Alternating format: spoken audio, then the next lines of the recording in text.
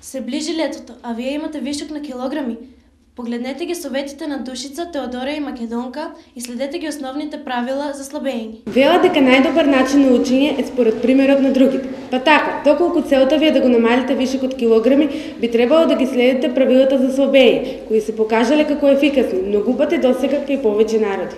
Наш прв совет за денеска, но верувајте не и последен, е да престанете да јадете штом ќе се заситите. Жителите на Окинава, кои имаат индекс на телесна тежина 21,5, го нарекуваат овој принцип харахаджибу или до 85% и ситост.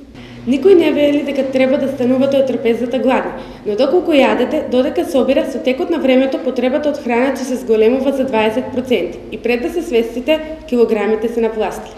Нашиот втор совет за денеска, кој сакаме да го споделиме со вас, е да конзумирате здрави масли. Здравите масти, како што се они во маслиновото масло, ги прават зеленчуците многу повкусни. Поверојатноста е дека ќе изедете повеќе е се поголема, а сите добро знаеме дека со повеќе салати се намалува телесната тежина. Еве уште еден совет, и тоа трет поред. Кога јадете, не правете ништо друго. Модерниот начин на живот создаде огромен недостиг на време, па поради тоа многу често јадеме пред компјутер, пред телевизор или додека патуваме до работа. Но во Јапонија јадењето во движење е сосема непристојно, додека во Франција нема да видите некој кој пие кафе во автомобил. Јадењето и пиењето не се обврски кои треба на брзина да ги завршите. Ним треба да им го посветите целото свое внимание. А кога ништо не ви го одвлекува вниманието додека јадете, со сигурност ќе изедете помалку. Четвртиот совет за денеска ви е сигурно многу добро познат, а тој вели: движете се.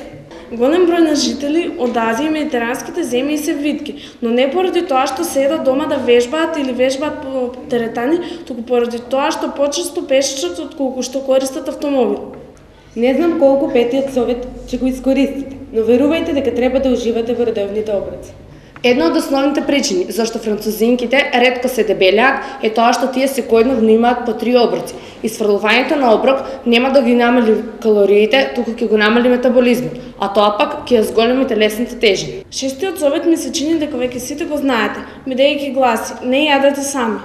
Јадењето со семејството или пријателите, наспроти сами, во автомобил или на кревет, е дел од речиси сите традиции. Психолошкиот ефект од јадењето во присуство на други луѓе е огромен. Воздржете се од прејадување, јадете побавно, а со тоа ќе станете свесни за нештото околу вас, а тоа пак ќе ви помогне да сватите кога сте се заситили.